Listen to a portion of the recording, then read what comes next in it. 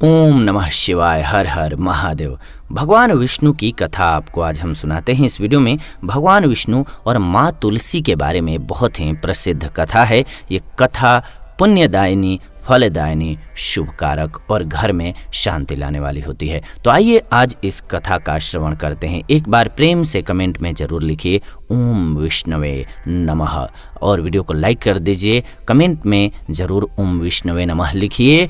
इसके आपको कोई पैसे नहीं चार्ज होते हैं, यानी कि कुछ पैसा नहीं देना पड़ता है। इसीलिए चैनल को सब्सक्राइब भी कर लीजिए, क्योंकि नई वीडियो आपको सबसे पहले मिलेगी। हमें फ़ायदा ये होता है कि आप हमसे जुड़ जाते हैं और हम जब भी नई वीडियो लाते हैं तो आपको सबसे पहले वीडियो मिल जाता है।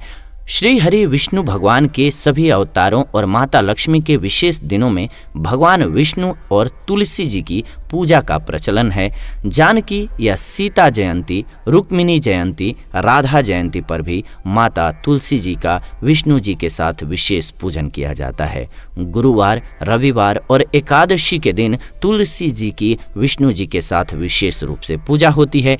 इन दिनों माता तुलसी व्रत रखी जाती है। तो आइए जानते हैं कि क्या है भगवान विष्णु और माता तुलसी के पूजन की कथा। क्यों ऐसा किया जाता है, भगवान विष्णु के साथ माता तुलसी का नाम क्यों आता है। तो तुलसी जी से जुड़ी एक कथा बहुत ही प्रचलित है। श्रीमद् देवी भागवत पुराण में इनके अवतरण की दिव्य लीला की कथा भी है।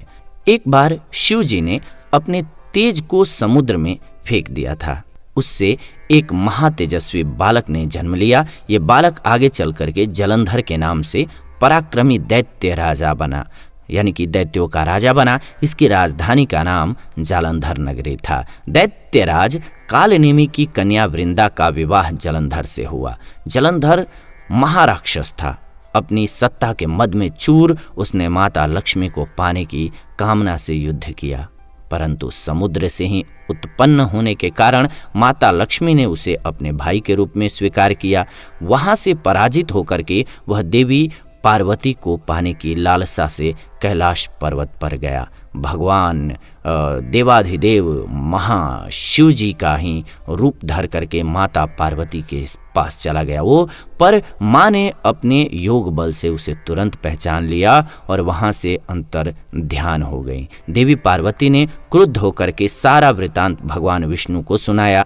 जालंधर की पत्नी वृंदा अत्यंत पतिव्रता स्त्री थी। उसी के पतिव्रत धर्म की शक्ति से जलंधर न तो मारा जाता था और न ही पराजित हो पाता था। इसलिए जालंधर का नाश करने के लिए वृंदा के पतिव्रत धर्म को भंग करना बहुत जरूरी था। अब वृंदा तो थी अच्छी, लेकिन जिसका साथ दे रही थी, जिनकी वजह से एक दुष्ट जिंदा था, वो कारण जो है बहुत ही बुरा था। यानी कि वो सहयोग जिसका कर रही थी वो इंसान गलत था। इसी कारण से भगवान विष्णु ऋषि का वेश धारण करके वन में जा पहुंचे, जहां पर वृंदा अकेली भ्रमण कर रही थी। भगवान के साथ दो मायावी राक्षस भी थे, जिन्हें देख करके वृंदा भयभीत हो गई।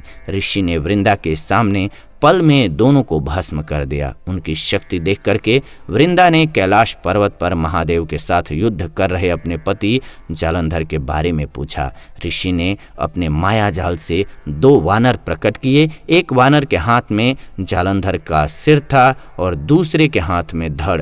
अपने पति की यह दशा देख करके वृंदा मूर्छित होकर के गिर पड़ी। होश में आने पर उन्होंने ऋषि रूपी भगवान से विनती की कि वह अपने पति को जीवित करना चाहती हैं, उसको जीवित करें। वो भगवान ने अपनी माया से पुनः जालंधर का सिर धड़ से जोड़ दिया, परंतु स्वयं भी वह उसी शरीर में प्रवेश कर गए। वृंदा को इस छल का जरा भी आभास नहीं हुआ। जालंधर बने भगवान के साथ वृंदा पतिव्रता का व्यवहार करने लगी, जिससे उसका सतीत्व भंग हो गया। ऐसा होते ही वृंदा का पति जालंधर युद्ध में हार गया। इस सारी लीला का जब वृंदा को पता चला तो उसने क्रुद्ध होकर के भगवान विष्णु को शिला होने का श्राप दे दिया और स्वयं सती हो गई। जहां वृंदा भस्म हुई वहां तुलसी का पौधा उगा।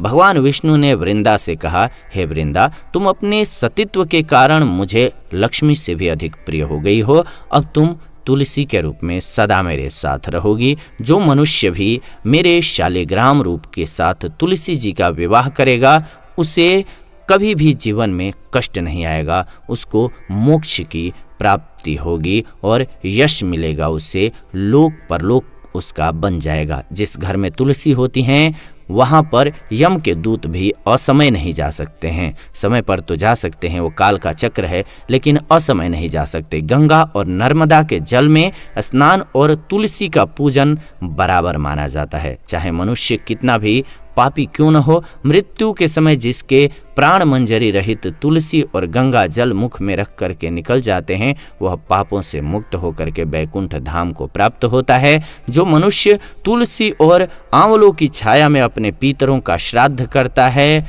उसके पितर मोक्ष को प्राप्त हो जाते हैं। उसी दैत्य जालंधर की यह भूमि जलंधर नाम से विख्यात है। सती वृंदा का मंदिर मोहल्ला कोट किशनचंद में स्थित है। कहते हैं इस स्थान पर एक प्राचीन गुफा थी जो सीधी हरिद्वार तक जाती थी। सच्चे मन से 40 दिन तक सती वृंदा देवी के मंदिर में पूजा करने से सभी मनोरथ पूर्ण हो जाते हैं। एक बार प्रेम से बोलिए माता तुलसी की जय। यानी कि तभी से तुलसी जी का नाम जो है वो भगवान विष्णु के साथ जुड़ गया और पूजा होती है। तुलसी बहुत ही पतिव्रता थी, पति को मानने वाली थी, लेकिन बस यही गलती थी कि जिनके प्राणों की रक्षा करती थी वो अपने सतीत्व के माध्यम से वो इंसान गलत था। इसीलिए उनके साथ छल हुआ, क्योंकि जग कल्याण के लिए उनके साथ छल हुआ। तो इसी वजह से उनको भगवान ने अपने साथ में पूजा करने का, अपने साथ रखने का आश्वासन दिया, वचन दिया। तो एक बार प्रेम से बोलिए माता तुलसी की जय, भगवान विष्णु की जय। प्रेम से कमेंट में भी जय माँ तुलसी, ओम नमः शिवाय, हर हर महादेव, विष्णु भगवान की जय जरूर लिखिए। आप ये वीडियो देख रहे हैं जीवन जीने की कला स्पिरिचुअल चैनल के माध्यम से।